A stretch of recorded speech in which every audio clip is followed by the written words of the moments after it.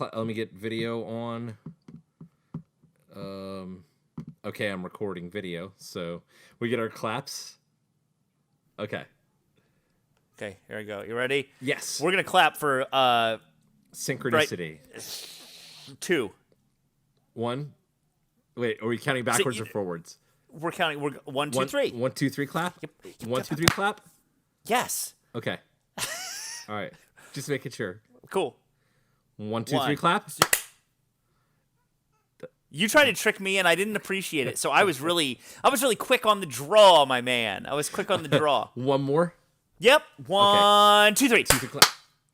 That was pretty boss. Nope, it was not boss on my end. You were about a second and a half off. Welcome to the interactive world of Zoom and visual audio conferencing from long distance because the world is falling to pieces. I'm Rance. Wow, I'm Bob. We're not dead. No. And I'm proud of us for that. Our bodies have continued to function despite the widespread flesh-consuming COVID-19. Our state's governor decided this past week that they're just going to open a bunch of stuff again. Don't know why that was a smart decision. Well, we'll see how that works out. I guess we'll all just die, and it's fine. Numbers will rise. We are all just numbers in life, Bob. We're all just numbers. If there's anything that Doom 2 Hell on Earth by Dafydd, Hugh and Brad Linaweaver should tell you, it's that we are all just numbers. Oh, man, are we? We really are. How has your week been? So, all right. I mean, aside from that terrifying news, talking about numbers, I actually was watching videos about Doom, the game, the original games, and how the coding works in the game to make things happen. You were watching the Decino videos? Yes. Yes. It's fascinating. It really is. His videos, he's one of the few YouTubers whose ability to express the complexity of like coding, I get. I understand it. His videos are really good. If you get the chance out there, it's just look up the YouTube user Decino, Decino. I'll link it. I'll just link it. Cool. Yeah, all of his videos are always about not that he's gonna get hits from us. 1 or 2 hits, being us. Yeah. But I love how he takes what seems like if you look back at 1993, 1994, the coding, and you think that looking back on it now, it's going to be a fairly clumsy, simplistic process, but how elegant the coding really is, and just how many different contingencies they developed code for. I think the one that blew me away is the one I was watching most recently was talking about how sound works and how sound bounces off all the wall separators in a sector. And that walls in Doom, in like the CAD mapping program, function as sound barriers as well. Oh, really? But yes, and so you can also manually cordon off areas where enemies are unable to hear sound, like invisible walls. Okay. So that was what helped some enemies become like not move until a specific event happened, or even if you're running around in Doom and you'll see these tiny, I love it. They're so fun to find. They're these tiny little holes in the wall that are it's a place in a corner of a room where the top of the sector has been lowered to just about that much. So it looks like literally a rat hole in the ground because it's connecting that room to an entirely different room where there are surprise monsters waiting to teleport in the minute they hear a gunshot. What? But because the game can't hear sounds through walls, they have to literally connect both of these rooms with this tiny little rat hole. It's fascinating. Wow. I watched his video on how Revenant rockets work and what decides whether they home in on you or not. I haven't watched that one yet. Percentages are. It's stupidly fascinating for numbers, for just a video about math. I haven't watched that one yet, and because that's the most recent one he put up. Yeah. Is that right? Yep. Mm-hmm. I want to see it because I hate those Revenant rockets, man. I can't stand walking in circles waiting for them to just hit something else. They go forever. You know what I hate worse than Revenant rockets? is when a Revenant shoots a rocket in this book, and they refer to it as a bony.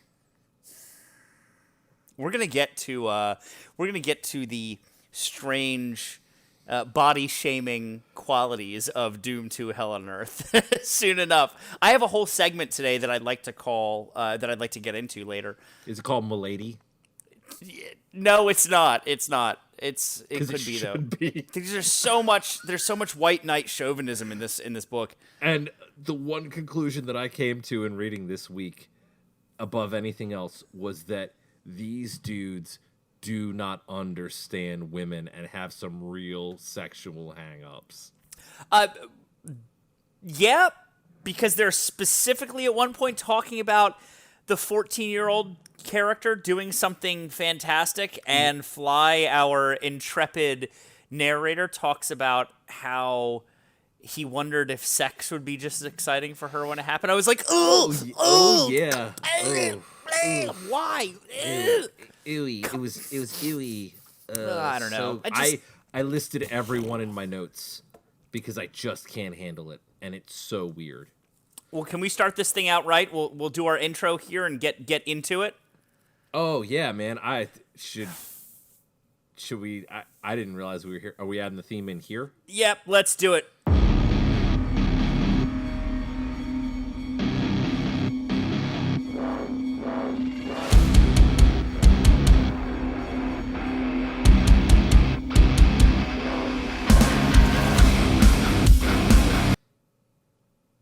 Excuse me, I burped. Hey, I'm Rance. I'm Bob. And this is Quarantine Book Club, and We're done Doom 2. Doom 2 Hell on Earth. It's a garbage pile.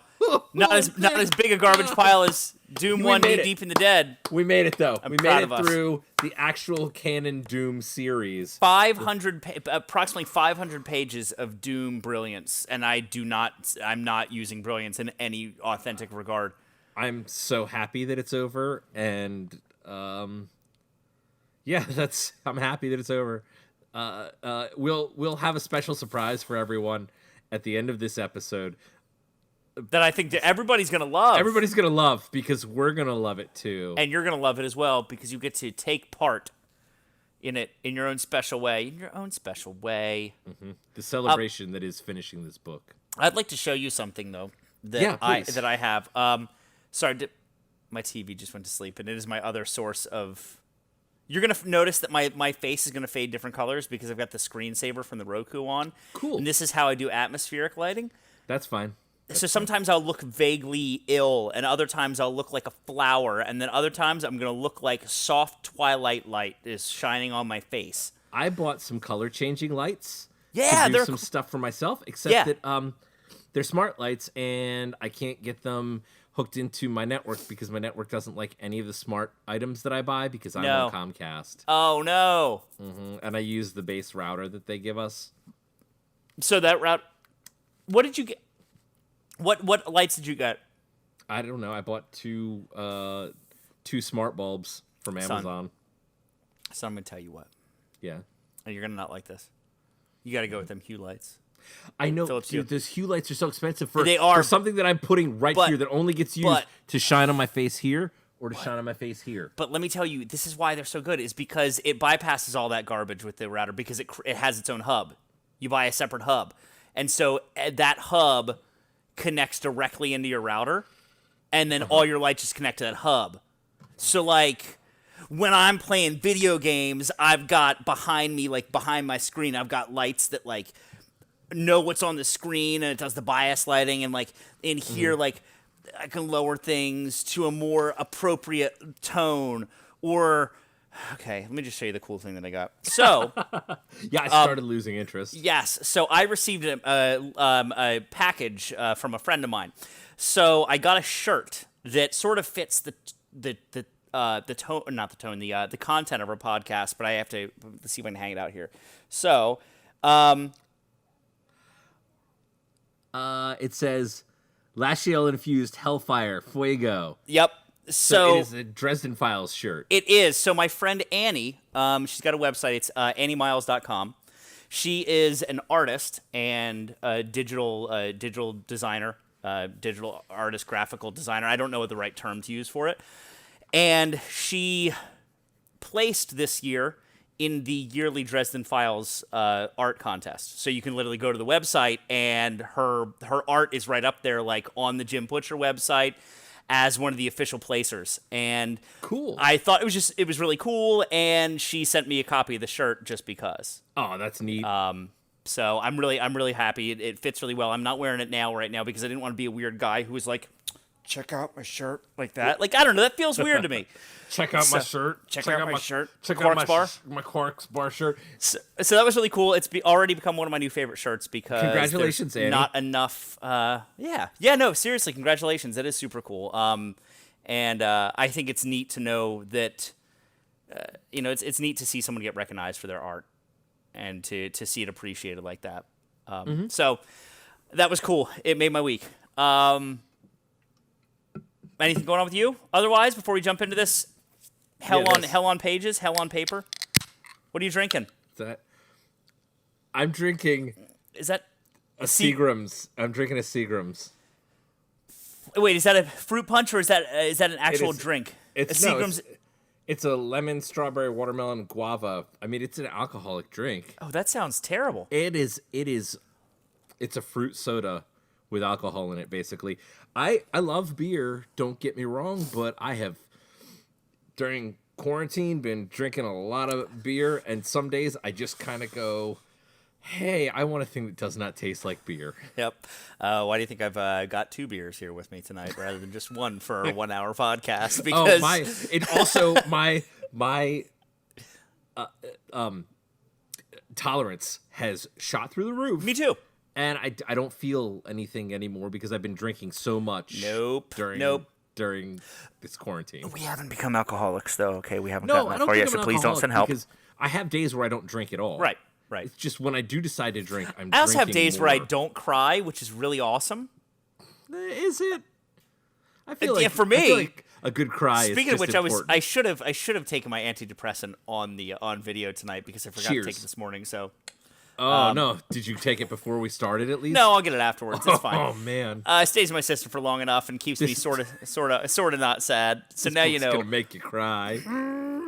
All right, let's talk about this thing. I got so much to say, and I'm afraid that we're going to run out of time, and we're going to do what we usually do, which is we're going to be superficial about the whole thing. But you know what? This book is superficial and super terrible.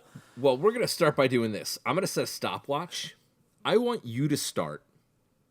I'm going to give you 30 seconds to go as far as you can, explaining the plot of the story from where we start at chapter 17. Great. Which, the words that start at chapter 17 are... The rockets blew through the front of the trailer and the back of the cab. So that's where we're starting. I'm going to give you 30 seconds. When that 30 seconds runs out, I'm going to pick up from you and keep going. And we're going to see if we can get it in a minute. If not, we'll just go back and forth. And sounds good. We'll actually give the plot of the book as we see it. I dig it.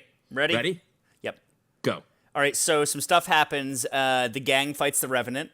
Right, and then they get shuffled onto. Later on, they get shuffled onto the world's worst Holocaust amusement park ride, and they get put into a train with a bunch of zombies while they're doing their best to play dead in the strangest and most peculiarly ineffective way possible. We won't get into that now. And then they find on the train a mummified person. Stop. 30 seconds are up. Okay. My turn to go 30 seconds. I'll stop myself because I'm looking, unless you want to take a timer. I got you. Let me hit your timer up here really quick. I'm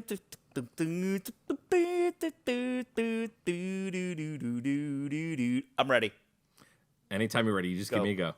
So, before they get on the train, Arlene and Albert have to go through a grocery store and get sour lemons so they can cover themselves with sour lemons so that they can blend in with the zombies. So they go through a whole kind of pre-Walking Dead type situation. So they get on the train, they find this mommy guy. Jill has to go stupidly and knock a spider mastermind off of the train by wrapping a grappling hook around his leg. So they do that, and then they get the mummy guy and take him back to another train car.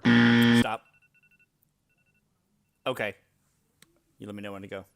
Okay, I had to go backwards. That's okay. Ready? Because I didn't. Yeah. And go. What really stood out to me, though, is while they were on the train, the the steam demon or cyber demon and the spider mastermind began killing each other because they were offended at one another for various reasons. And so that's just like level 20 of Doom 2. Gotcha. Where you have to make the two fight each other. So Fly and Arlene thought that was great. They get off the train, and then they have to go into the city with the mummy boy, who they want to hack into his brain, right? They want to hack into his brain, and Jill is a computer. Start. And did any so they go into this meth den in order to hack this guy's brain with these two former scientists who are making the juice that turns people into zombies. But while they're there, they send Arlene and Albert to a Radio Shack because they're always going on shopping or a CompUSA together. Yes, either one, because this is the 90s. They get the cables, come back, decide that they don't want to do it with each other, even though they do. And stop. Because that's a big... All right, ready? Yep. Go. And they have this long conversation where they talk about the morals and the moral implications of having sex before marriage. We find out that Albert's wife is dead or something like that. I don't even remember that. We find out that Albert has a dead wife or something and that he doesn't like to have sex because it's the thought that is the sin and not necessarily the action. And that's weird because all of a sudden we're talking about this Mormon guy having the sex and not demons. So then they also find out through Ken's brain. Stop. Are you ready for me? Go. They find out through Ken's brain that they can actually control different parts of the alien technology. I don't know how it works because they never really explain it correctly. They look at him they mention that he's sort of like a monitor for the 30 seconds already? No, Oh. keep going. And but so anyway, this place gets attacked by what is a little the demons come in. They discover that this place isn't really a crack den and that they're down in the basement, so they kill the people upstairs and they shoot an alien down. Okay, they shoot an alien downstairs. Just so happens to be an archvile. But then they say, then Fly says when they see the alien, I wonder if it's one, because they find out through Ken's brain that they've hacked into that these aliens, they are aliens, not demons. And they find out that they're aliens who are simply taking the form of human demons, that they have gone to all of these different worlds and consumed and enslaved their peoples, and that Earth is the only one, Earth is the next one. So they fight an archvile. They fight an archvile, which is nothing like an archvile. But before that, they've also discovered Clydes. They just named them Clydes. Clydes are former human commandos that are made another Doom enemy. They start taking the Doom 2 enemies and then just kind of screwing them up. Like the archvile is like, it's like the size of a baby, they said. It's tiny.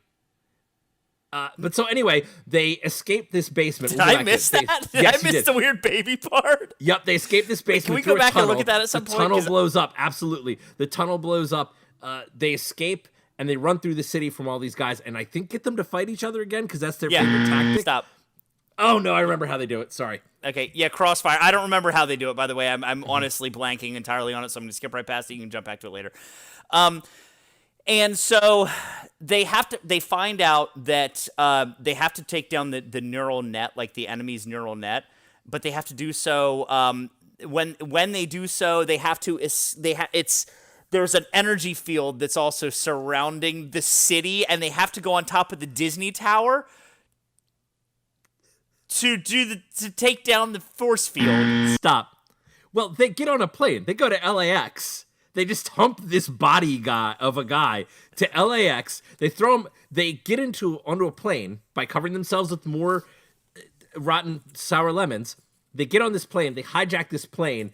Albert, just like in the last book, one of their new recruits takes a ball of fire slime to the face from one of the imps. Fly goes back into berserker mode, kills the imp, and they discover they're gonna have to jump out of the plane. The Disney building, right? So they separate Arlene and Jill. Now, Jill is flying the plane because she's a hacker. She hacks into it, and she does flying with it.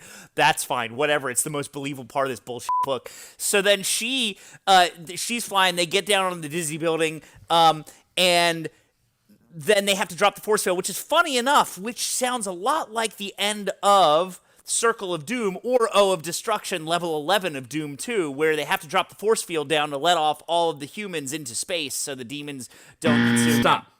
It does. That level in Doom 2. Yeah. So they go and they climb to the top of this Disney tower. Basically, we have a short retelling of almost all of Doom 1. They kill a pumpkin at one point. They make a note of saying that, but otherwise they're just like, oh, we were killing enemies. So I shot it. It shot me. It shot ball lightning. They get up to the top, and how do they stop this force field? Fly cuts the power cord. He cuts the power cord with a knife. All of the bad guys are outside the door, and Arlene, once again, at the end of the book says, wait, I know how to get us down. And to Hawaii. And she says specifically, I want to stop our 30-second recaps right now. She says... so that's the basic plot of the end, the second half of Doom 2. If you thought it sounded like a complete clusterfuck, you're right. Because no part of this is remotely functional as a plot that hits the usual, like, plot things, right? It's not good. So dumb. It's so much better than Knee Deep in the Dead, but in it also goes almost towards this strange level of satire. At the end, I'm going to read you guys the last series of lines from the books because it's very important to me. So the monsters are about to come into the Disney Tower. They think that they're gonna perish, and Arlene says she faced me again. Fly says she faced me again wearing a big crafty Arlene Sanders smile. What is that even like? What's it? Can you do your best Arlene Sanders smile? Like, what is it?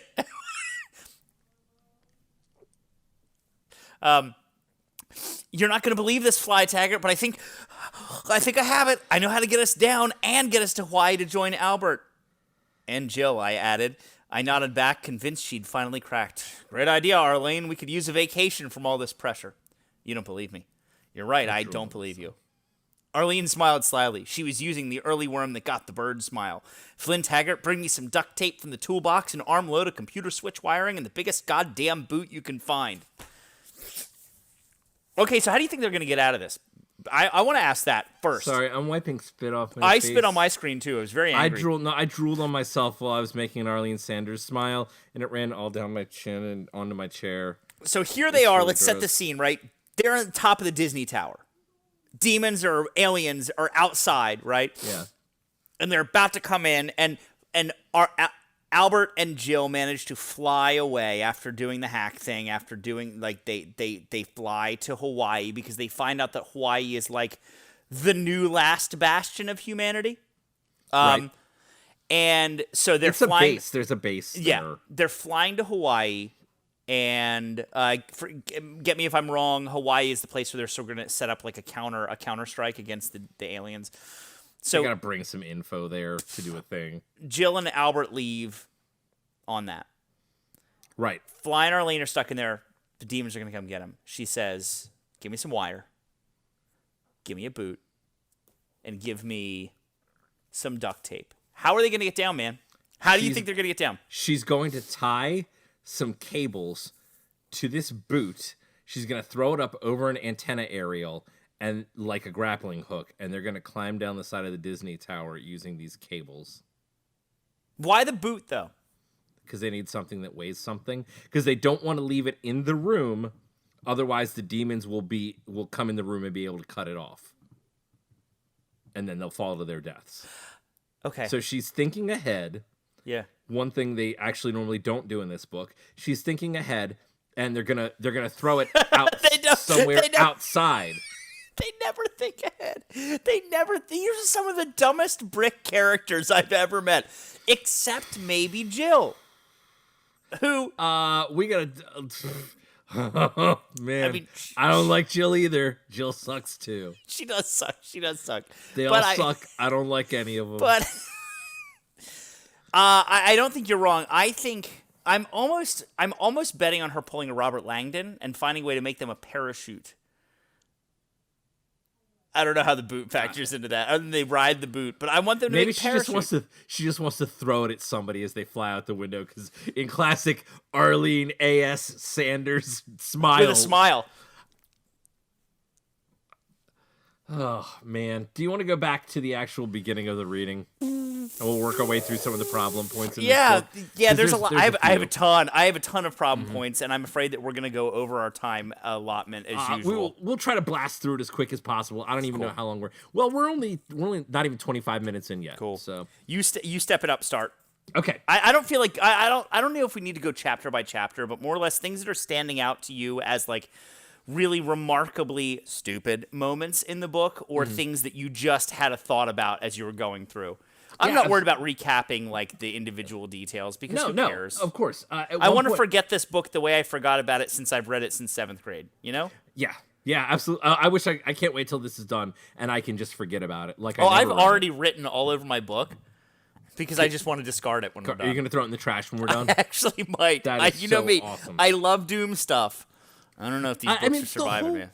The whole book is written like you gave a showrunner a failed pilot, and then they came back twice as hard the next episode and wrote like a second pilot. And that's what, like, there's shows that have pilots and they fail and they don't get picked up. But what if that pilot that was failed, the guy just went, you know what? I know why it failed. I'm going to make a second episode that's going to be better. It's like season 2 of Buffy. Because season 1 is apparently such trash. It's garbage. And then everybody says that you get to season 2 of Buffy, and it's like, it's slightly better. But I tried that whole skip season 1 thing. It didn't work? And it didn't work. I was like, no, this is still garbage, and I don't like it. And it could be that Joss Whedon was a philandering monster. That could be part of the reason that it wasn't good. I just... totally random. Go for it. I just figured out why you thought it looked like a baby. Why? Why the Archvile looks like a baby? Yes, why the this has been. I got to be honest with you. I've only heard about half of anything you've said since you mentioned it looks like a baby, because I have been obsessing over when did Bob think the Archvile looked like a baby. Now I know I'm going into this with all of my Doom knowledge as it exists now, and I know what the Archvile looks like. Right? It's lanky. It's tall. It claps its hands together and creates fire, right? Yes. It brings zombies back from the dead or creatures back What from the dead. does he call it in this? A flame boy or a hot shot? Oh. Hot shot. No, Arlene names it a fire eater. Oh, right. And then he says afterwards, he's that's like, a good name. That's the best name she's come up with in a while. What is this? He doesn't fucking eat fire. It doesn't eat fire. It makes fire. It's like the same phrase like Death Eaters. Like Death Eaters always bothered me in the Harry Potter series because not like they're just scooping death into their mouth. Like this is good death, right? It's a stupid name. Anything with eater in it, if you're not actively eating, is a stupid name. What about a sin eater? No, I was about to say, exception to that, sin eater. Well, that also is like in various like tribal cultures, right? But also like Nightwolf from Mortal Kombat is my really only exposure to it. Sorry, I'm white. But even they use it right because he eats sins. He consumes the sins or like takes on the sins of others. He takes them in instead of putting it out. Right, which is what our fire eater does. He puts it out. Like he shoots fire out. Anyway, I would venture it's not a baby. Okay. It's just the bad writing that made you think it's a baby. I guess so, because it sounded like a tiny little beb. He said, this tiny little baby came after me. It was made of fire. We froze. I was a statue holding up a bookshelf. Albert stood nearby, holding the naked Ken the fireman's carry. Jill was part of that tableau, holding her Comp Mac Ultra Micro, still jacked into Ken. And Arlene was on the other side of the basement room in the gloom. Of the 5 of us, Ken did the best job of playing dead. But he had an unfair advantage. A thing dropped down from the open trap. This baby looked vaguely humanoid. Oh, they were keeping at it, but definitely alien. The yellow-white naked body maintained the hell motif so popular with the invaders. No obvious genitalia. I thought you said this baby, not this baby. You know, right. like it's not like this baby. Like this baby was hot. This baby was dangerous. Not like, right? Oh, this little baby. This baby fell down. He's like, hey, baby, or wow, that baby is smoking. So he was using it as like an address, right? I like thought this baby they literally dropped a baby down. This baby dropped down. No, so they. I was imagining it like the size of a toddler. No, and the whole time I'm reading it.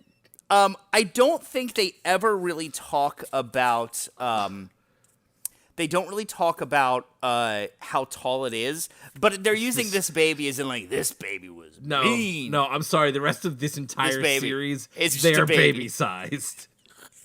I would like to also talk about in regards to this before we dump this part of it.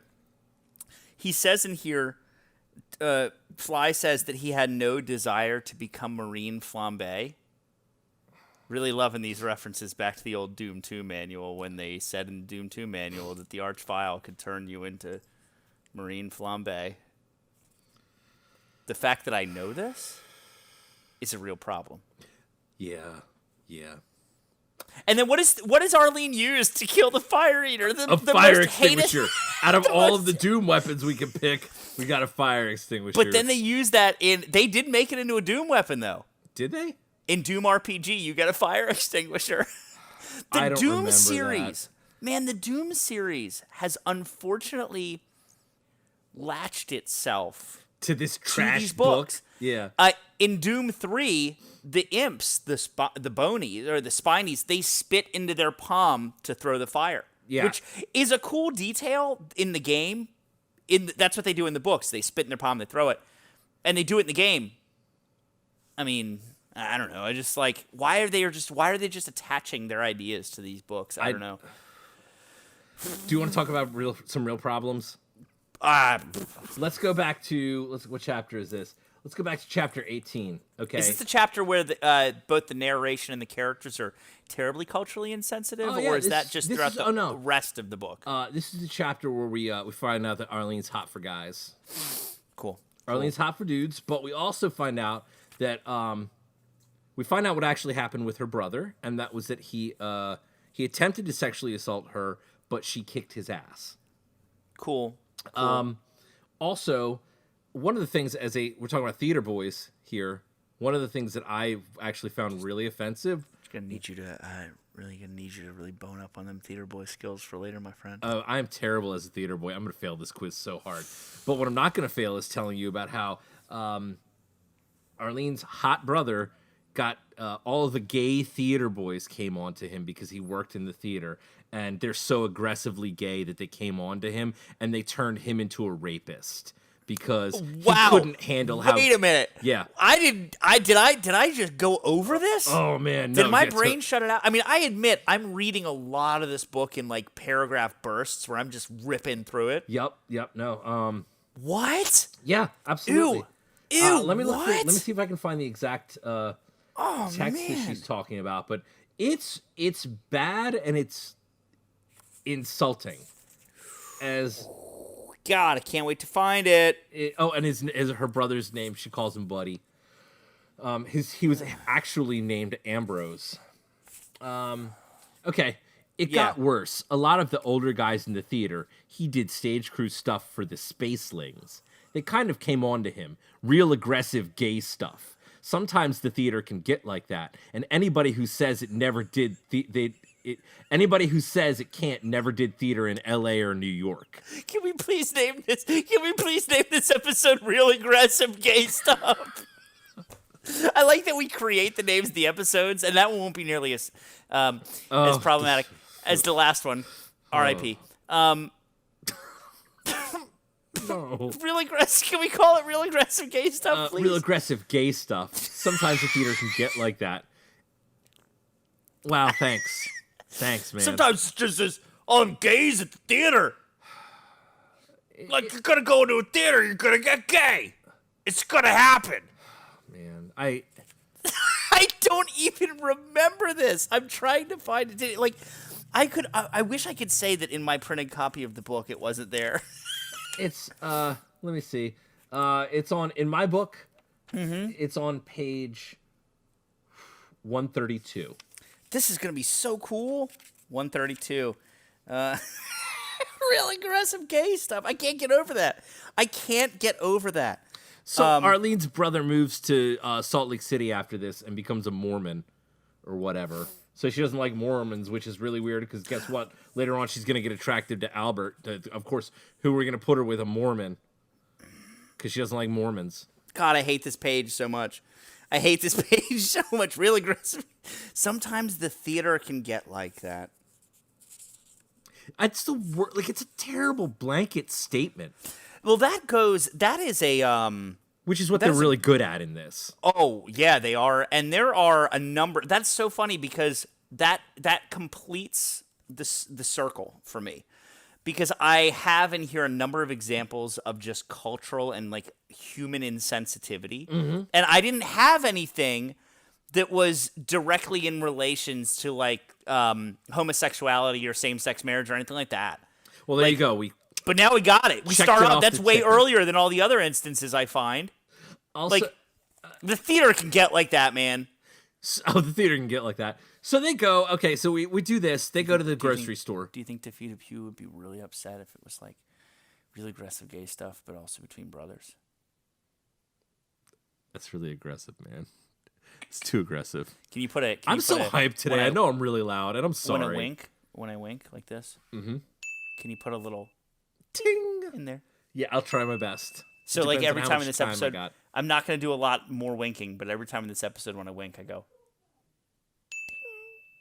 Okay, I'll see if I can. But I add a can't. little- But this time yeah. I can't do it with the noise though because you have to actually put the noise in there. You ready? This is a Can you wink. give me a? No, because then it's going to cover up the when you make the little bing bing. It's going to cover that up. Don't worry about it. Just do it. Thanks. Gotcha. Got it. Real aggressive gay stuff right there. Like that phrase itself is so bad. Yeah. I know that. I get it. We were in the 90s where we weren't as sensitive or understanding or knowledgeable about the world of Of anything? People, Of anything? Yes, anything. It's not a straight white dude. Oh. Like this part. Hey, I like that the only. Can we talk about how the only character of color in the whole book is Ken Mummy Man? No, Bob. Don't worry about it. No, We're gonna Bob. look at his dick later. There's two characters of color in this book. Oh, We're I'm about sorry. to talk about the other one. We're about to talk about. I don't even remember the other one. Well, I'm surprised you didn't because it's one of the other it's maybe just as like maybe your brain wiped it out because it's just as bad a moment of like insensitivity as the real aggressive gay stuff. So they actually before we get there, I found my line for this book, by the way.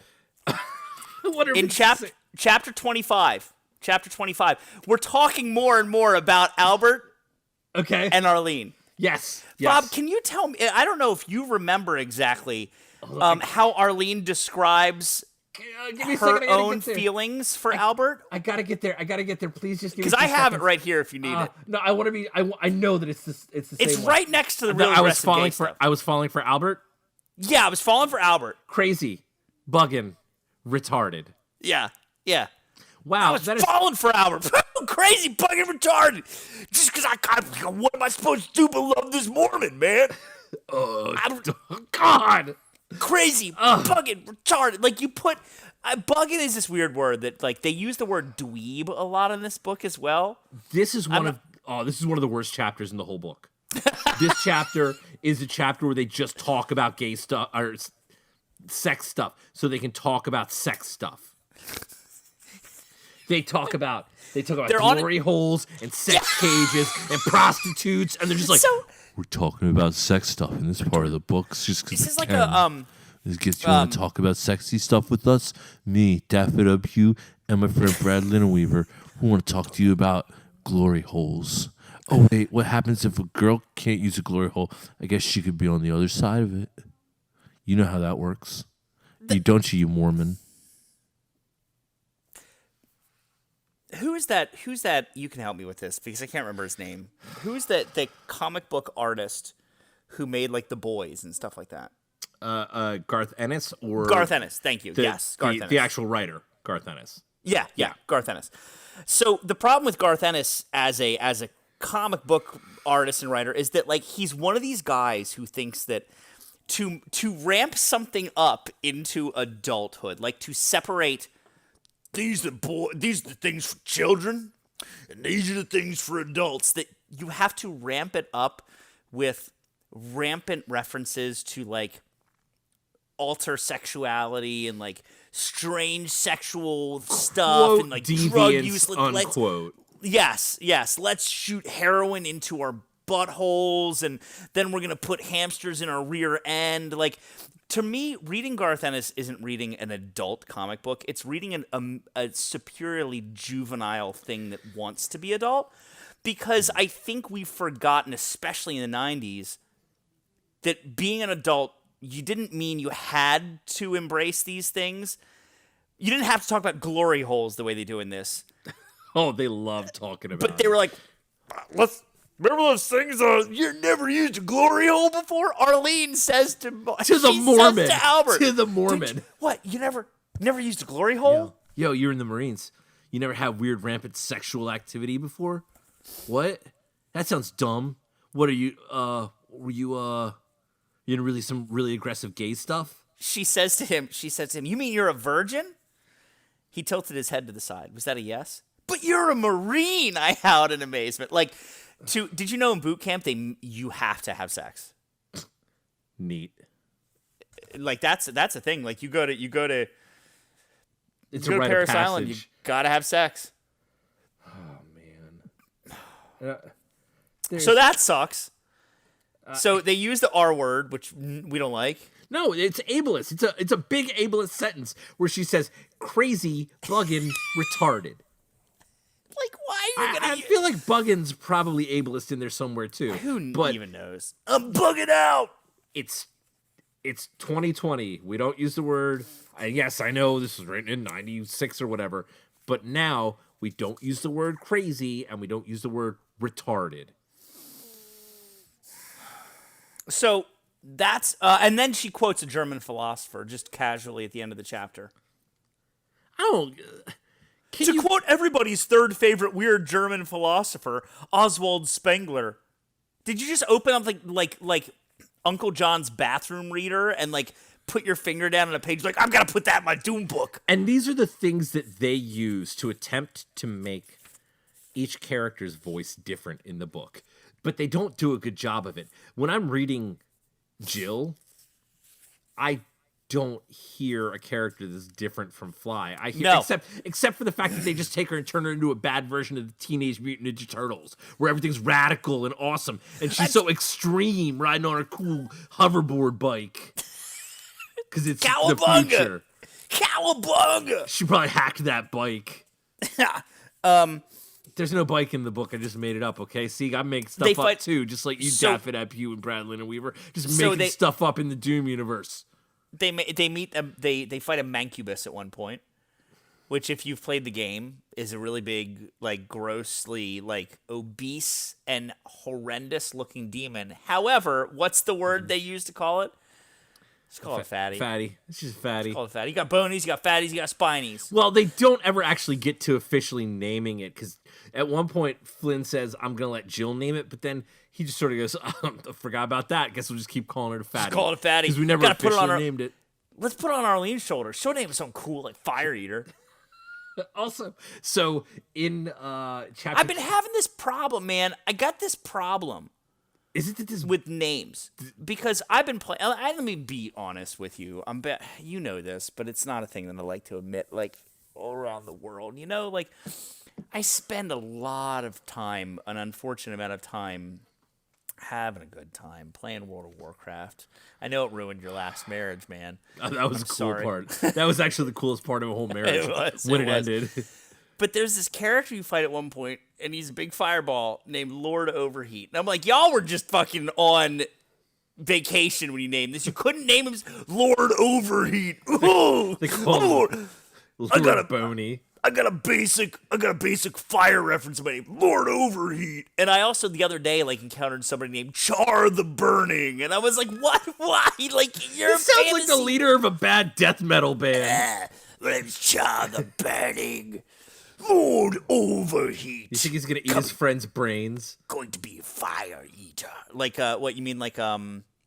Like dead? Yeah. Yeah, dead.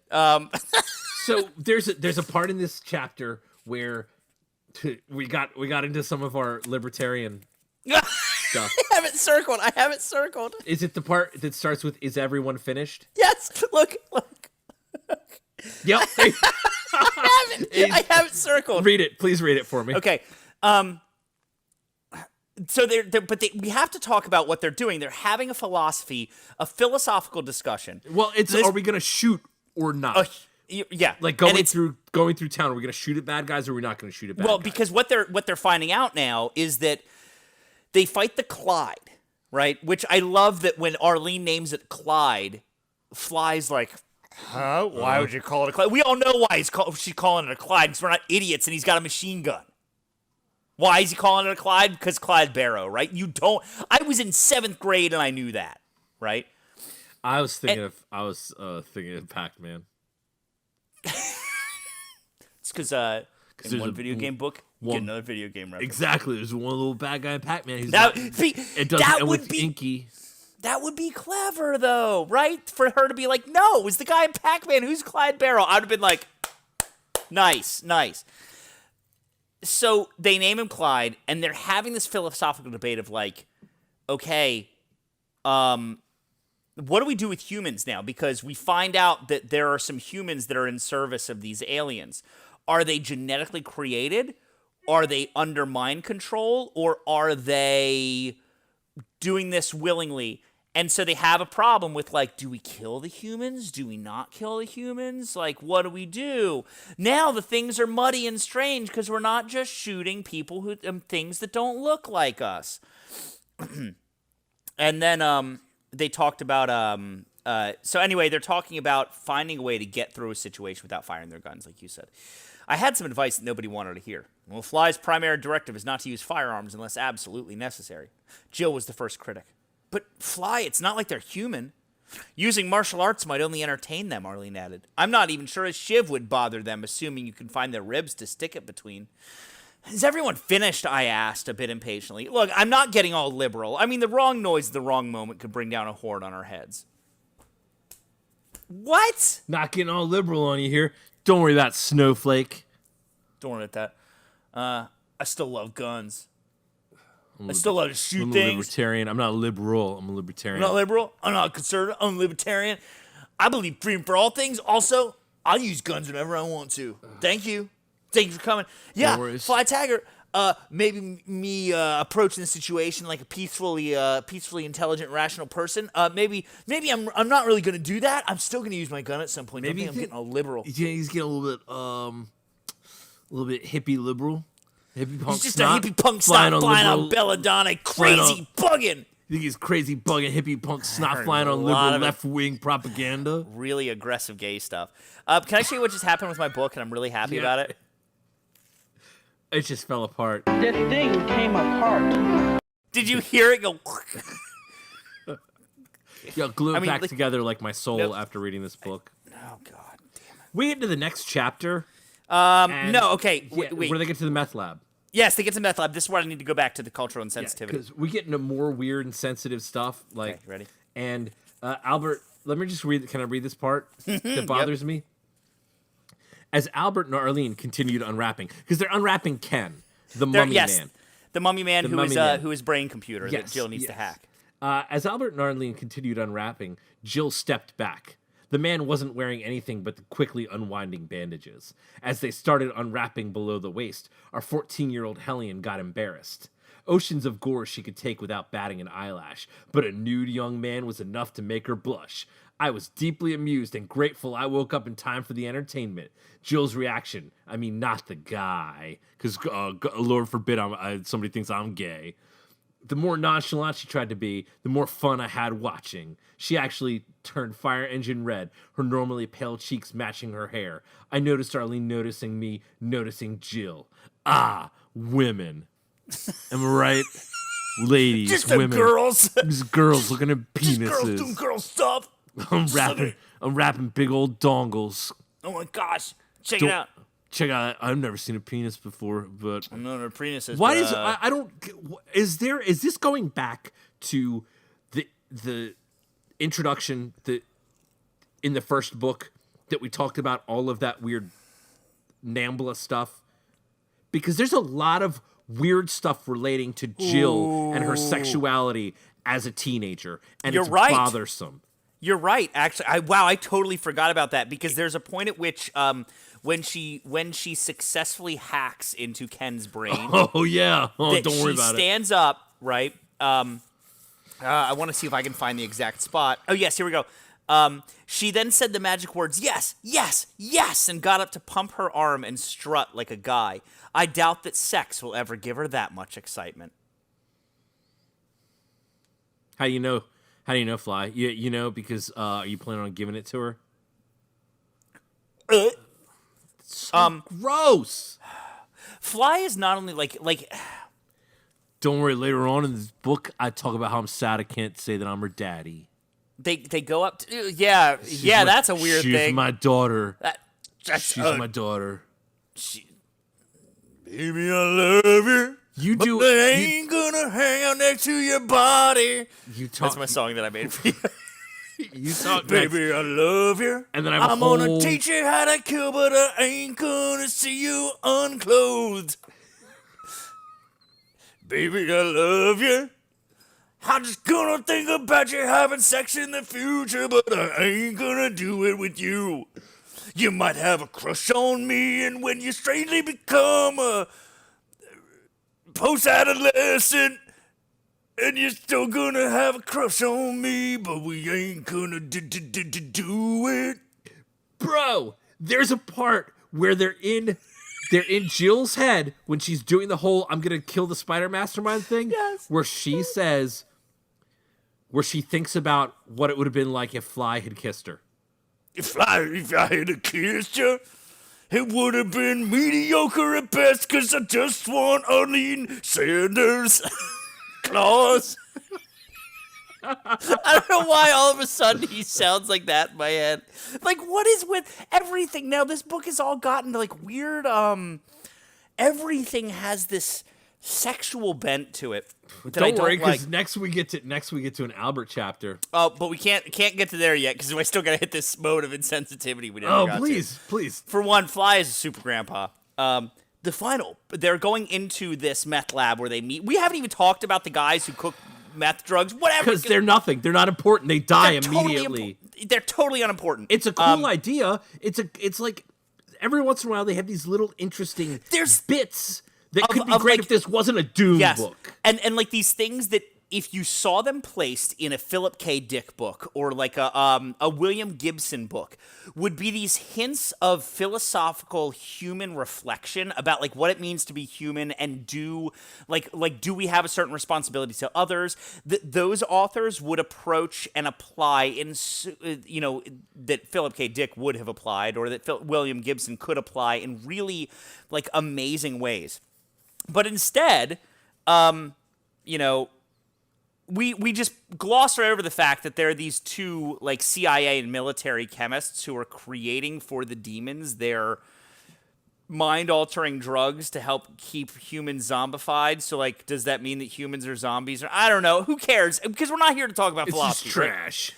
So they go up to the house where they're working out of, and it says the perfect touch. Excuse me.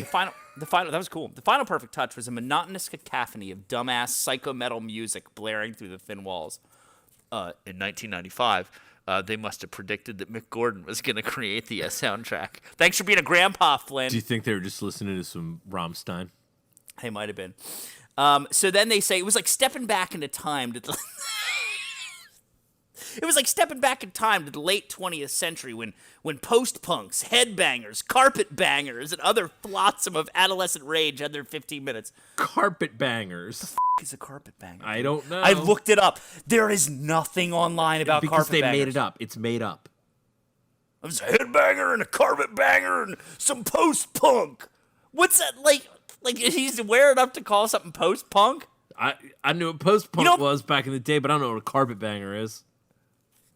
Well, then here we go. We're getting back into Fly's continued judgment, and here's the problem. And I'm hoping that when I read this aloud, like you did with the part where they're talking about aggressive gay stuff, that maybe this rings just as problematic to you. Okay, I'm ready. I'm so ready. They opened the door. There were two young men standing in the doorway. One was blonde. The other was darker, black-haired, and possibly Hispanic. Rocco and Paco, for the moment. What? How did I miss that? How did I miss Rocco and Paco? He names them in his head, and he's like, "This one looks Hispanic. It must be Paco." Let me just apply. Bro. Let me just apply the most Doesn't matter because stereotypical. They just get wiped out. at this point in the future, it doesn't even matter because there's a wall between here and Mexico, so there wouldn't be any bros in the United States named Paco. You know why? Because Donald Trump would kick them all out. Just got a wall of your Pacos. I don't want you to your Pacos. Just like I don't want any of that aggressively gay stuff. And if you're both of those things at once, if you're Paco and you're aggressively gay, you better get out of here. God, I don't want to touch you. I just like. Man, that's so He racist. He immediately That's so goes like, racist. "What's the first Hispanic name?" I guess I was calling Paco. Like, he couldn't have just gone with another name like, I don't know, dude 1 and dude 2. My brain hurts. I know. Tweedledum and Rocco and Tweedledee. Paco. Because here's Laurel the and problem. Hardy. Here's the Abbott and problem. Costello. You like old horror movies or some dumb bullshit, right? Is that this is clearly the hidden racist coming out because the writer first thought of Rocco and then immediately was like, what's the name that rhymes with Paco with Rocco? Oh, Paco, I'm gonna make this guy Hispanic. Like, this wasn't I'm gonna call him Paco and then we're gonna name the white guy Rocco. Ha ha ha. It was like, what's the first thing that'll rhyme with Rocco? Guess just call him Paco. Guess none of that means. So there was that. Thanks, Obama. So then they go through and That's how I feel about all this. It's exactly that. It's like, well, just throw some blanket generalization over some other guys while you're at it. That'd be cool. then we get to the Mormon chapter. Can I talk about the Mormon chapter? Please talk about I the got so Mormon many- chapter. At this point, Albert starts. First of all, he starts reciting Bible verses, and I'm just like, is this going to be over soon? This is the point at the book where I'm done, and I'm pushing myself to read it, going, I want this to be finished. When they talk about sex again, Oh, he's so insufferable. Oh, sex is so bad. I'm a sinner, boy. Maybe Arlene will marry me, and then we can have sex, because we've known each other a week. But don't worry about it. Oh, man, I'm hot for this lady. But I'm such a bad, naughty boy that I can't ever do it with her. Don't worry about it. I feel like he wants her to tell her he's a bad Mormon boy. Oh, yeah, he just probably really likes it. tell me I'm You know what? bad. And Tell me maybe I'm if bad, he came out and he Arlene. was like, really sort of into this idea. Arlene, you slut. Yeah, she says that. She's like, at one point, she was like, I don't want him to just think I'm some Marine slut. Hey, Albert's like a wet blanket. He's like, no, we can't do it. We're Wait, not married. Sin is it's a sin in the mind and in the body. You mean we can't even fool around, she asked? I mean, we can't have sex together until we're No married. touching. You're kidding, she said. Not even touching? Not sexual touching. I wish she'd let up. I wish she'd just let off me, man. Just let up. No sexual No touching bad allowed. touching. No touching. bad touches oh, allowed. Don't touch me. None. No, that's touch not me. look, that's a big no. It's a Arlene. circle with a line through it. Arlene, if you try to touch me in any way that's not just a friendly touch, it's fornication. 'Cause Don't we're do not it. married. A man or woman can't touch. Mormons say we can't. God says we can't. Jesus said, don't touch me in my pee-pee place. Don't do it. Beep! Don't do it. That's the bad touch alarm going off. No sexual touching. No sexual touching. God, it's just so dumb. It's like a Thank 3-year-old God he talking gets about a his fireball to wee-wee. his face later. Really, like, come on, man. Look, I'm not.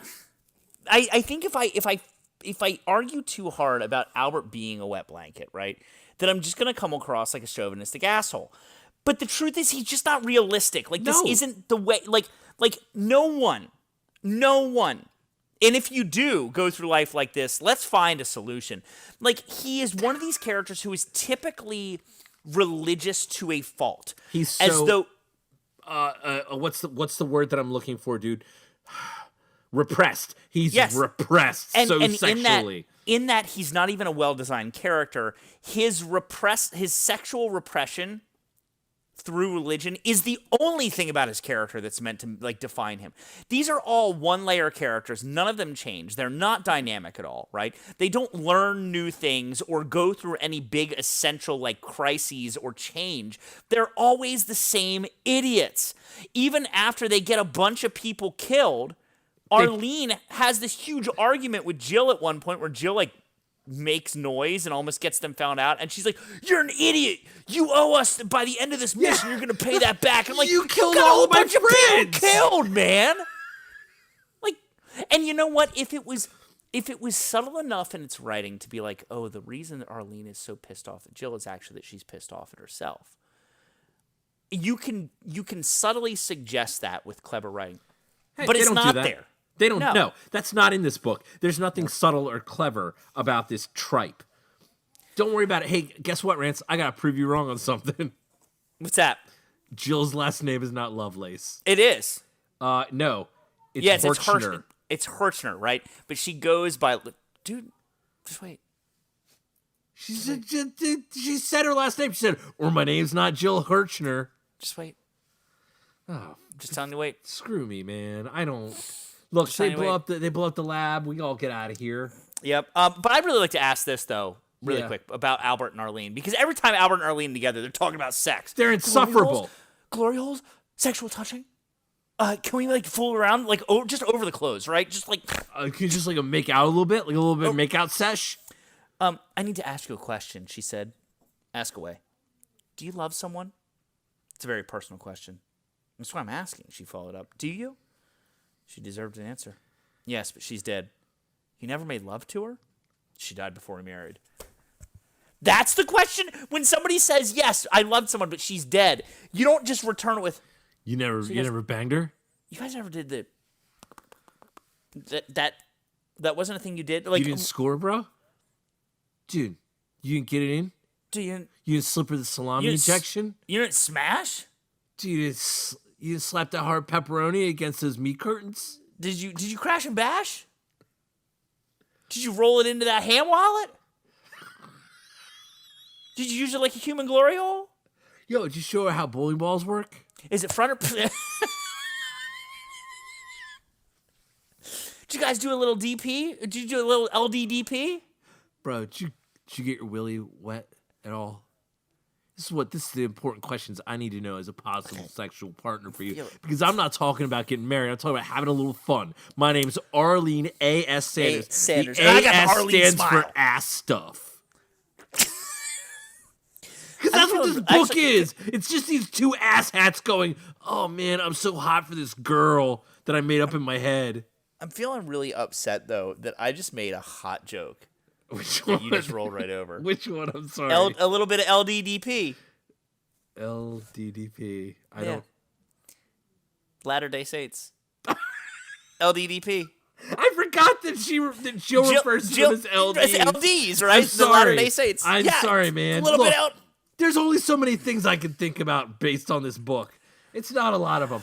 Look at my notes. My entire notes for chapter 31 are: after running from the demons in the sewers and luck saving them again, we're finally getting close to the end of this book. Thank God. And you know what's great about that? Oh, you know how they Is kill that the there's demons? They kill the there's- demons after Yeah. they get out of there. It's a methane explosion Yeah. in the sewers. That's what we were talking about during the recap. They don't even. We find out the only important, truly only important thing that happens at this point is that this book sets up further world building for later. Like, we find out why the demons are there. We find out that Albert can hotwire a car. Oh yeah. Oh, he must have a dark. He must He's have a got dark past. He's got past. He's got a past. He got might not past. glory hole, but he certainly will wire a car. He was not a Mormon. Wait, was he a Mormon before he went into the Marines? I would presume so. Okay, that's fine. Then that settles that. I didn't know if he was a Mormon. Maybe beforehand. I don't know.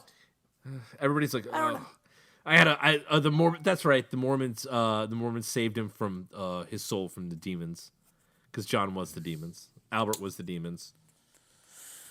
So he gets face blasted with a pinky ball. Thank goodness for that. Oh man, but it doesn't do And- enough. It doesn't kill him. Unfortunately.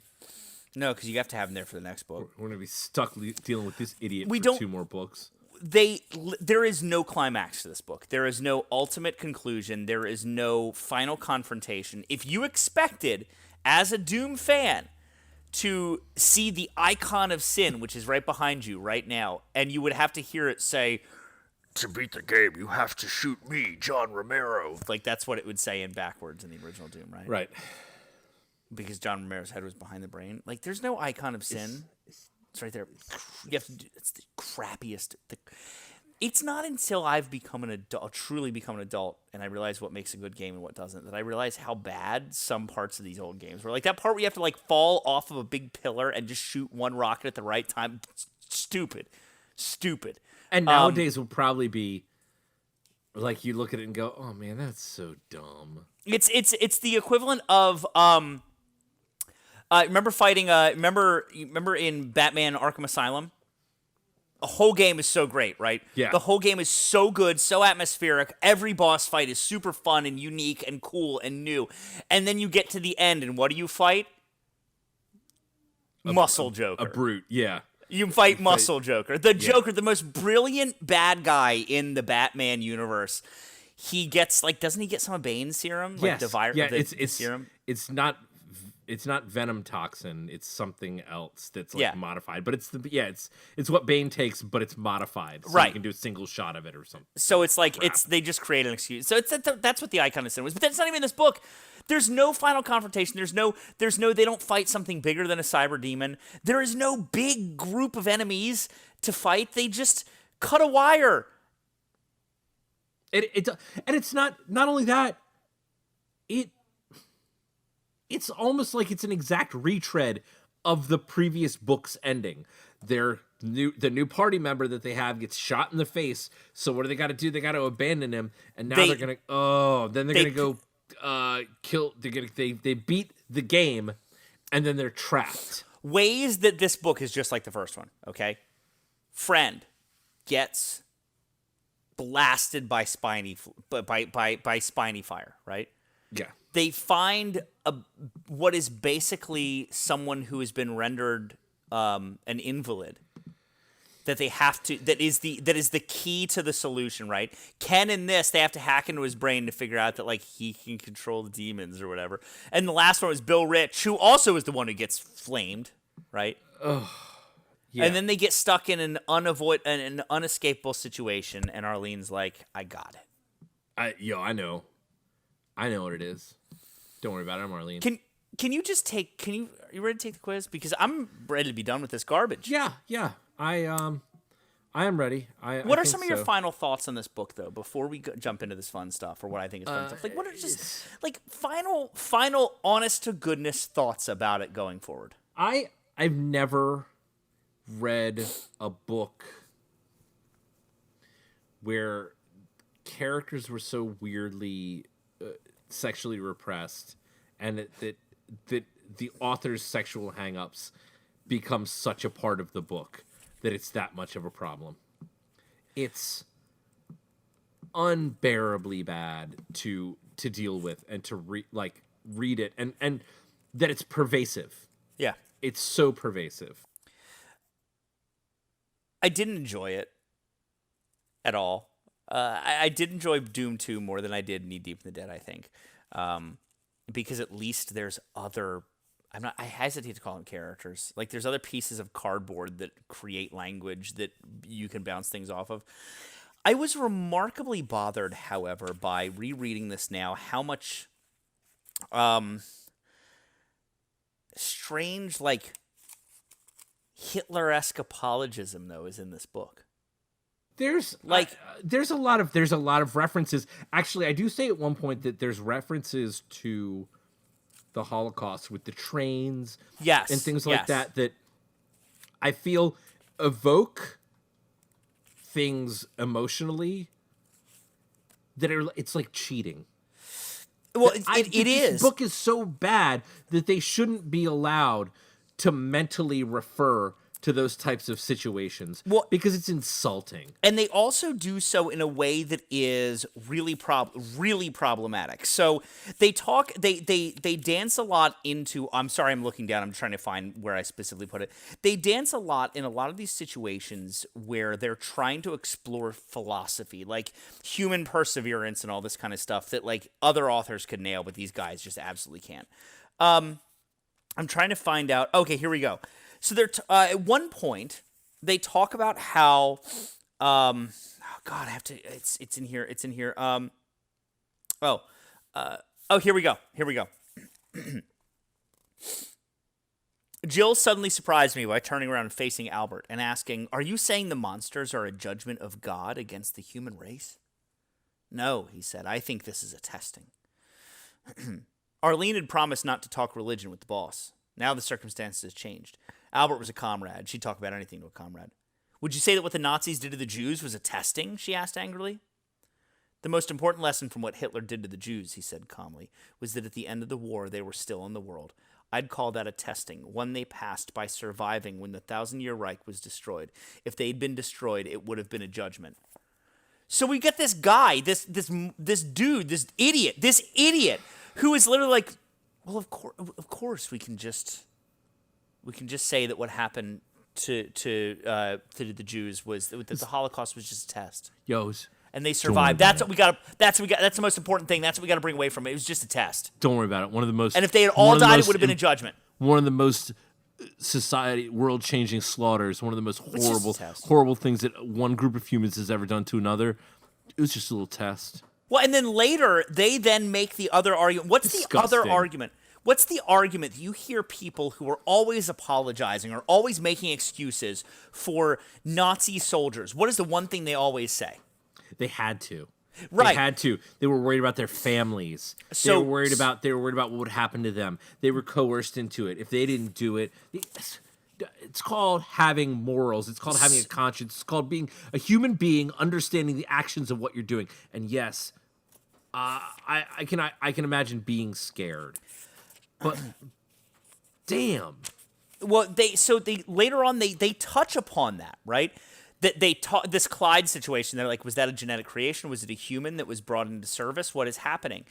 And then the comment is brought up that they're like, well, maybe it's sort of like some of the soldiers in the Nazi army, right? Like maybe they didn't have a choice. And this is why I like Jill, is because Jill says, you know what? I'd kill him. I'd kill him again. Kill him anyway. And I'm like, hell yeah. Like, yeah. Jill, you might not be a good character, but at least the kid is 14. That's punk. Like, that's brutal. She's like, yeah, just end them. Punch like, him to in hell the with it. face. Traitor. Kill traitors. Traitors are done, right? Awesome. Be done. Like, cool. But everybody else is like, I don't know, man. There might be some, like, human moral, like, we would have to have a conscience about it. No, be done with it, man. That's just done. No. Nazis suck. Demons suck. Dafydd Hughes sucks. Brad Linaweaver sucked. And you know what? Is it that I can I heard he passed away. I want to take this Kahoot, bro. Please take this Kahoot, because I'm done with this garbage book. Okay, I'm so man. glad I'm finished it. And I can't wait to dive into the third one. Okay, so this Kahoot is just for you, buddy. I'm gonna need you to share your screen. Doing it right this now. Is just for you. Yep. Let me go ahead and cool. You ready for this? I am. Let me I really want you to pay attention to some of the pictures though in this one. Okay, is this guy here, is that Vin Diesel No, in is that Vin Diesel in Riddick? No, he doesn't have any glasses. It's not. Is it that one of the guys from Rammstein? Nope. Bob, that is this guy I always thought was Flint Eggert. That is, if you look up later on, I'm gonna need you to look up a video for the Doom for SNES commercial that aired in 1993. Okay, cool. And it's a 15-second long commercial, and there is a guy in it, and that's wow. him. It's got my old name saved, by the way. It does. That's fine. And I thought this guy was Fly Taggart. He's like this sort of spindly dude with a scar on his cheek, and that is who I saw whenever I read this book. Nice. I'm Jill No Name. Okay, thank you. We're gonna take a quiz. Take this quiz. E2M2, this is for Bob. All right, here you go.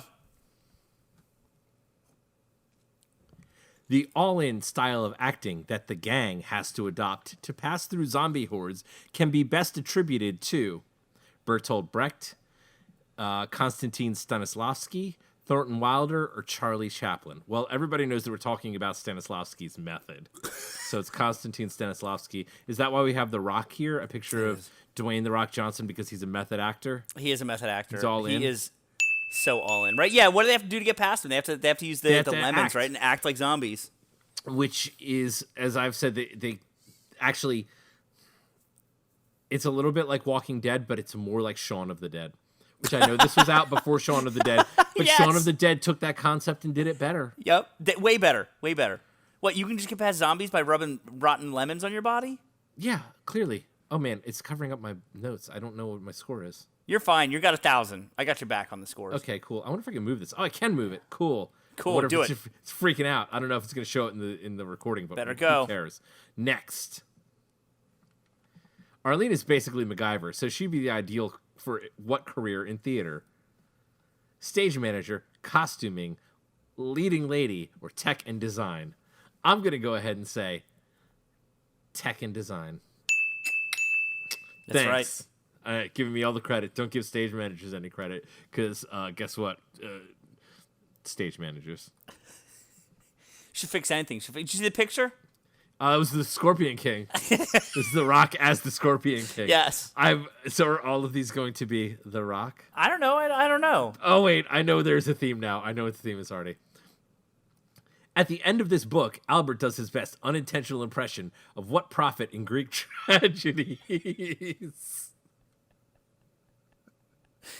Tiresias, Bacchus, Dionysus, Chlamydius. Well, Bacchus is actually the same person as Dionysus, I believe. Like, Dionysus held bacchanals. I'm going to say Chlamydius is clearly, as in chlamydia. I'm going to say Tiresias. I can't quite remember, but I think Tiresias was a prophet. He was. Do you remember why? Was he the was a prophet in hold on, the one where the guy gouges his own dang eyes out? No, he's not. But you're on the move. Oedipus is what I was thinking.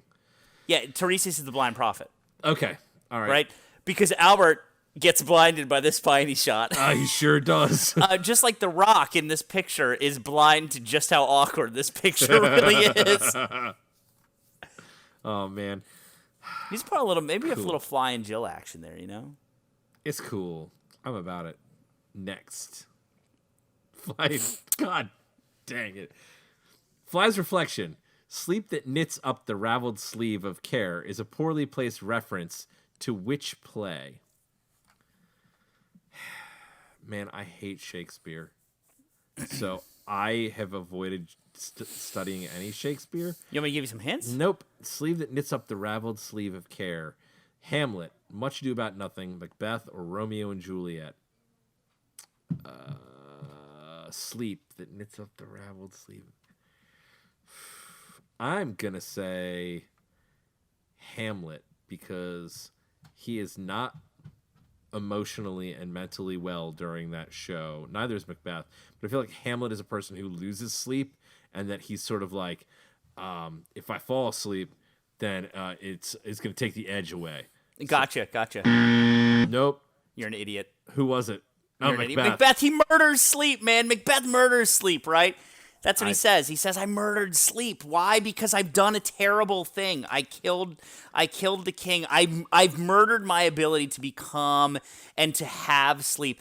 Which is why when Fly Taggart just references this in his head, what the fuck? Why? This is a guy who doesn't even know, like, who. That's because these guys don't have any ability to have any comprehensive voice for a character. They're all them. They're Fly all is just not them. gonna dump Macbeth into Next. this. Not to mention it was totally out of nowhere. Oh man, I'm sorry, I screwed up. That's okay. It's okay. This shot from Doom, the movie, is a direct reference to what other more successfully cheesy horror film?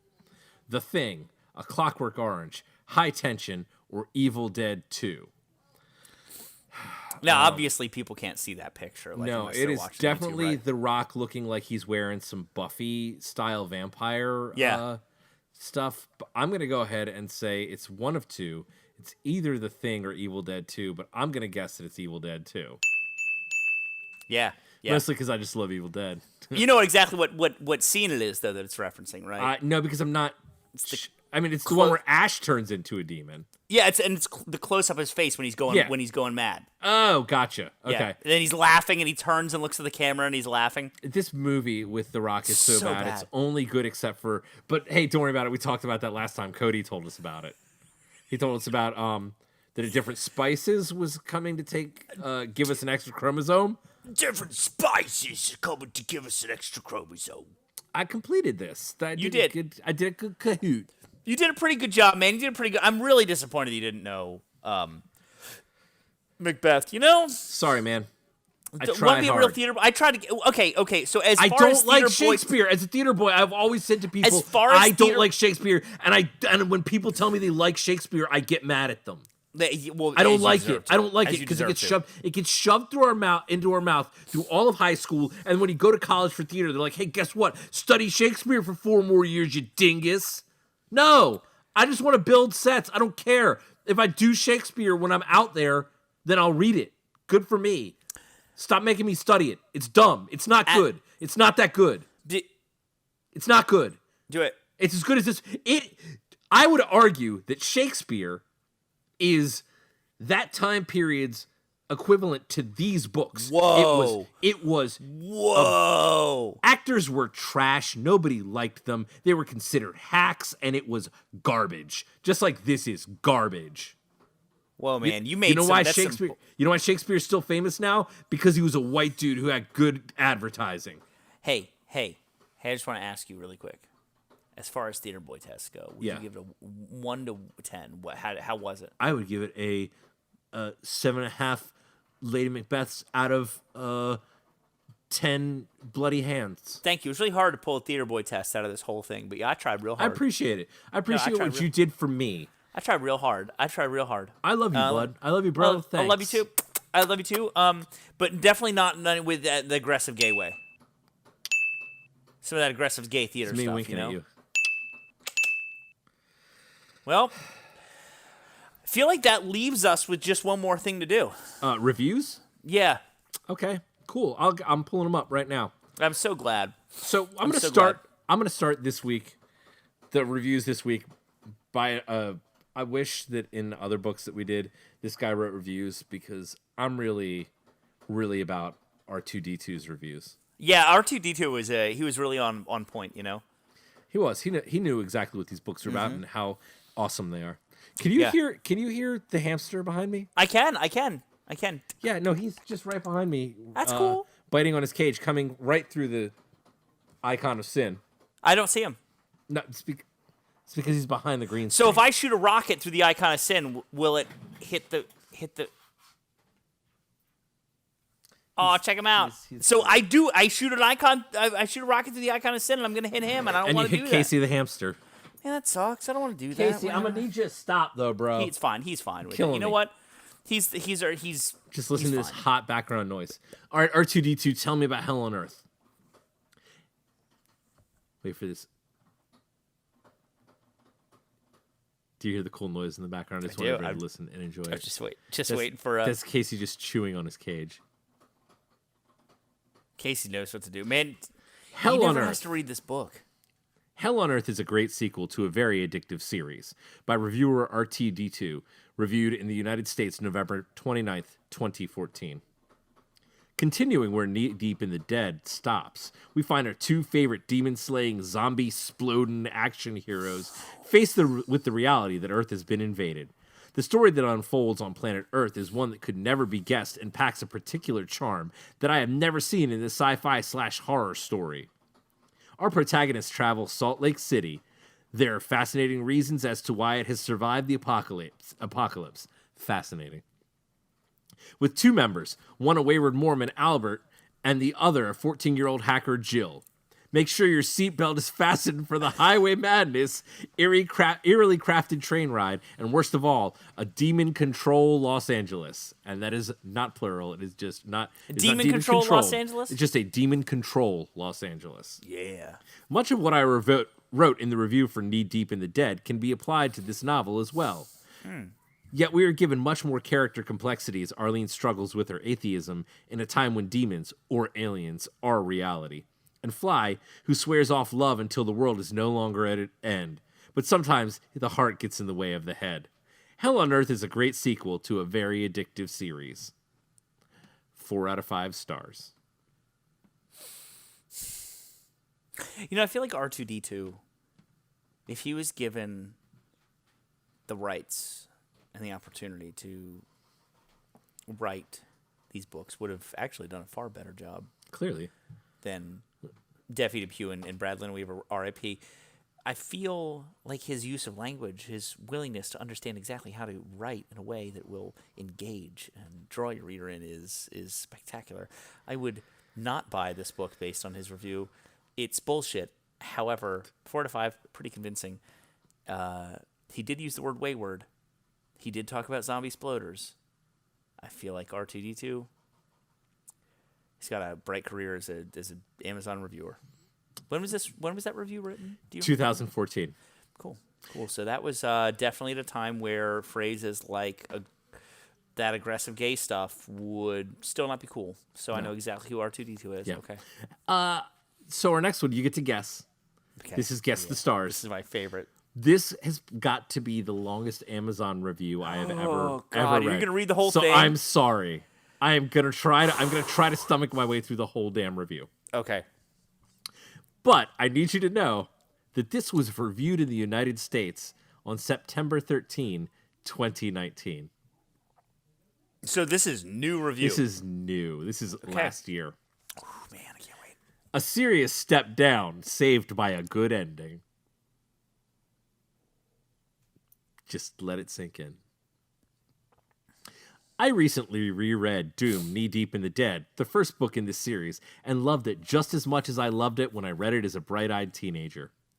I'd never gotten around to reading the second book in this series in this book. Let me try that again. I'd never gotten around to reading the second book in this series. This book, Hell on Earth, which is a very, very loose adaptation of the video game Doom 2, Hell on Earth. If he thinks this book sucks, he's gonna hate 3 and 4, man. So a few months ago, 3 and 4. I bought all 4 books on Kindle and decided I was going to read them all, once and for all. So now I've made my way through Hell on Earth, and I'm disappointed, yet still intrigued as to where the whole series goes.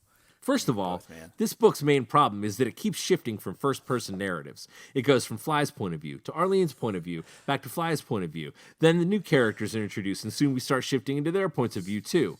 In total, there's 4 characters you have to get to know from a first-person perspective. Oh, it's such a hard job! Which is asking a lot. At least I think it is. I understand the purpose behind this style. The book wouldn't make much sense if they didn't do it, but it's very jarring shift perspectives in this way, and it was detrimental to my enjoyment of the novel. Either way, the story as a whole wouldn't work if they didn't do this, so I don't know if it's bad writing on the author's part or if it's my fault for not being able to get used to the shifting first-person perspectives. So I'm not really sure what's going on there, but no, sir, I don't like it. You have your hand up. Answer, yes. 1, it's bad writing. 2, it's bad writing not because of the shifting perspectives, because it's Daffy Hugh and Brad Linaweaver. But 2, it's also your fault. But 2, it's also your fault because you're an idiot who can't follow 4 different characters looking at the same. This guy must have a hellacious time watching something like The Walking Dead. Also, R.I.P. Like, how can this guy has a hard time understanding the plot inconsistencies present in Pong. This is not works for brilliant minds. Second, the story isn't very good. Sure, it introduces the new monster from the video game too, but doesn't bring a whole hell of a lot else to the table. The new monster. See what he did there? The one new monster? No, introduces the new monsters from the video game Doom 2, but doesn't bring a whole hell of a lot else to the table.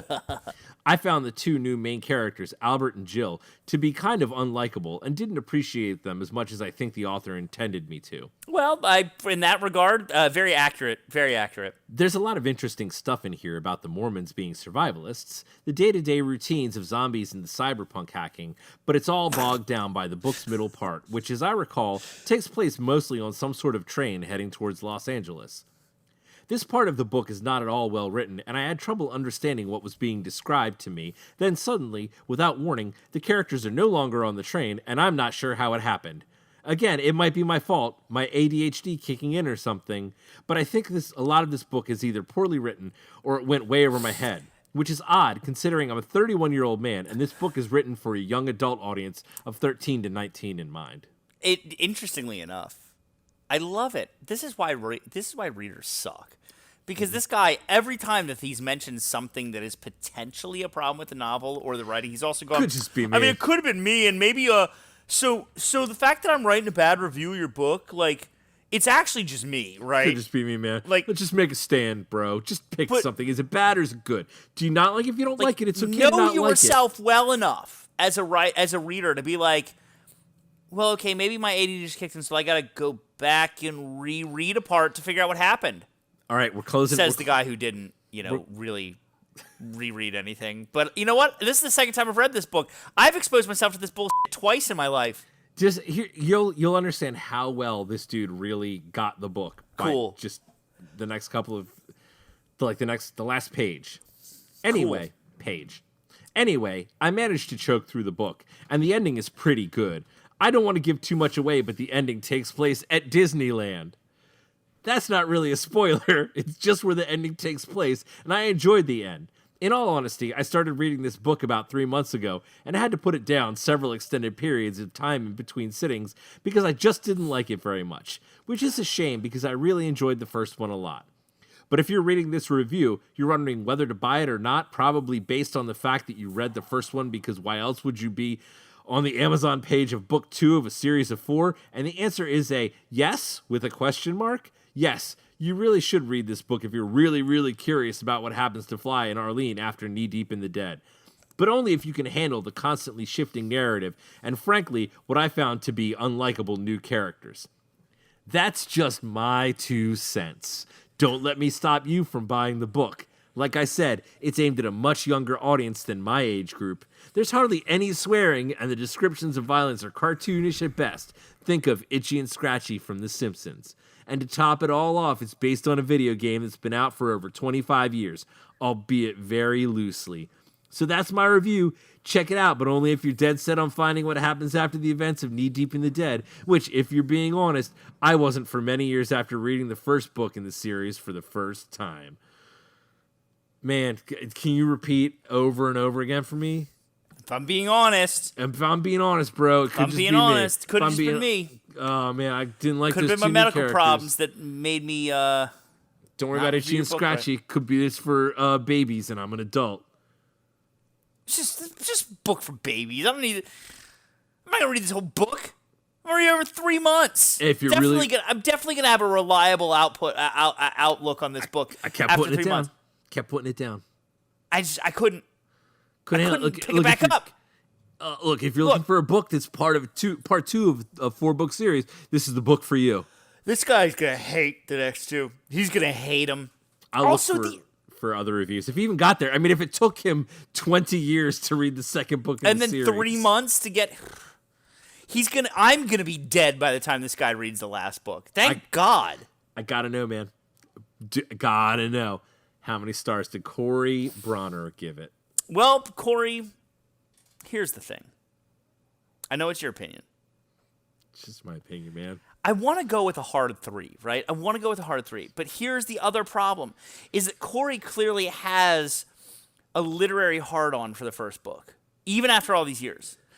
He loves it. So I feel like Corey's aware enough to know that his own issues aren't a good enough reason to dock a book down, even if it's already a bad book, which it is. I'm not giving Dafydd, Hugh and Brad Linaweaver, R.I.P. a pass here.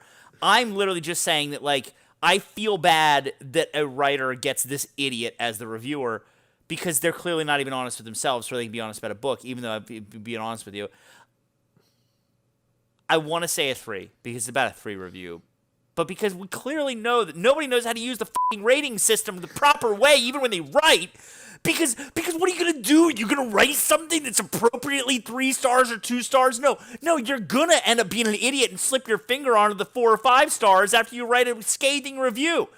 So I'm going to say, even hesitantly, I'm going to say 4. And I'm going to regret it. You should go with your instincts, bro. 3? It's a 3-star review. Damn, he didn't mess it up? I mean, no, that might just be him, though. He might just barely know how to press buttons. I mean, his name is Corey Bronin, so... Man, dude. Congratulations to us and to everyone out there that read this book with us. You deserve a big round of applause. Yep. Because holy crap, we made it through.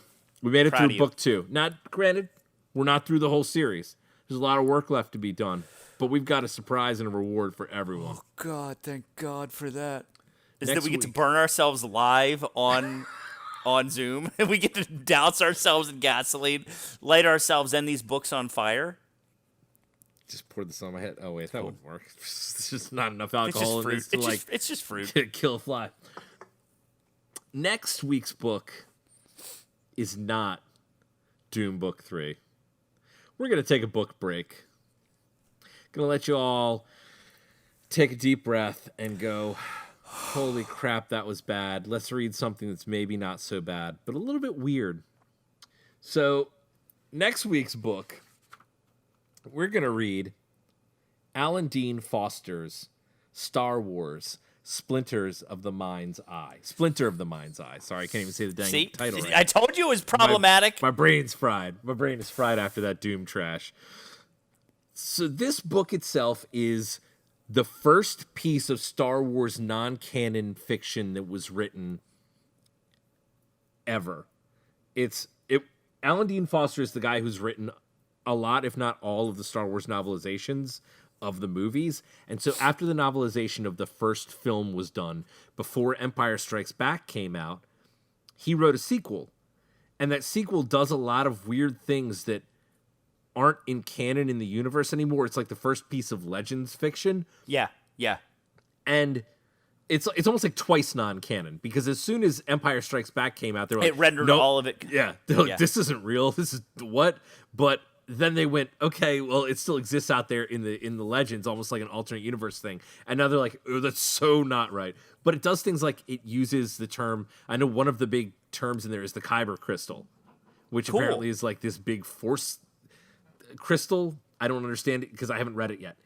But it's got a lot of weird stuff like... Wait, you don't know what kyber crystals do? No, I know what kyber crystals do, but in this book, the kyber crystal is not the same thing as the lightsaber crystal. Okay. For a minute, I was like, whoa, because we talked earlier about how you're going to have to, like... So I know Star Wars, right? Yeah, but I also am not as versed on some of the side stuff. This is one of the things that's going to be fun. Is because we're going to be in there talking about stuff, and I'm going to go, no, Rance, that's actually not what really Star Wars is. And Rance is going to get so confused because he's going to be like, dude, I never knew this about Star Wars. And I'm going to be like, that's because it's not canon, bro. It doesn't. They put exist that in Star whole Wars. kyber crystal inside of their lightsabers. Also, we feel like maybe our pace might be a little bit fast for some people trying to read and catch up, like keep along. So for next week, we're going to only go the first 100 pages of this book. It's about a 300-page book.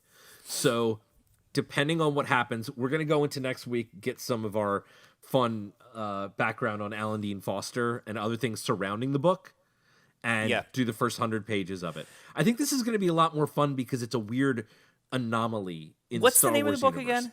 Splinter of the Mind's Eye. So when you sent me that, you were like, hey, this is the book I think we should read, right? Because so Bob and I, we go back and forth and talk about like what books we want to read next. When he sent it to me, my eyes immediately read Sphincter of the Mind's Eye. Like, I had absolutely no doubt that what I saw was a book called Sphincter of the Mind's Eye. I was like, what the hell is this? And then I saw it Splinter. I was like, okay, cool. So I'm looking forward to reading Sphincter of the Mind's Eye. Yeah, man. Yeah. And while you're at it, I think it'll be nice. It is. It's gonna be a nice change of pace. Alan Dean Foster is so I have read stuff by him in the past. Me too. I think most of us, if you've read science fiction or fantasy, in some regard over the past like 30, 35 years. You've probably read a book by him and not even realized it because he's written so much stuff, including the one that I honestly can't wait to for my own personal reading pleasure to get to later is the Alien Nation novelization of was it of the movie or I don't even know. I don't know. We'll find out. But he wrote a book set with Sykes and what's his name? San Francisco. Sam Francisco. San Francisco. All right, everybody. If you'd like to email us, check out our website at www.thequarantinebookclub.com. You can find us on any podcast service like Apple, Spotify, any of those great portals. Give us a rate and review because it really helps us out. If you're watching on YouTube, hit the like and subscribe bell icon. I like that page change you just did there. Let me just take this thing and keep Hit going. us up on Facebook at thequarantinebookclub.com and on Instagram at the Quarantine Book Club Podcast. Finally, check out our links below for the music for this episode. There's we're gonna link Decino, is that the guy's name? Yeah. Who does the videos about Doom, and AnnieMiles.com for that great shirt that Rance got at the beginning of the episode. I like my shirt. All right, everybody. So we're going to kick into some Star Wars over the next couple of weeks. We'll come back to the Doom series if you're really, really, really itching for. Oh, you will be that. because we have to. Ooh, no. We have to get to 3. We'll be back. We'll go to 3. I can't wait to get into some of that weird. There is some weird sci-fi. There's stuff. some weird that goes on in 3 and 4. We keep saying it gets better. It never gets better. No, it never gets better. It just gets way more trippy, and also I think they might have taken a lot of LSD. A lot. Hey, I just wanted to let you know, bro, that I think you're a hippie punk snot. Hey, man, when I think of you, I'm just crazy, bugging, retarded, and I can't wait. I can't wait to be aggressively gay with you. Nice. Good to see you, Paco. See ya. And Rocco. I will.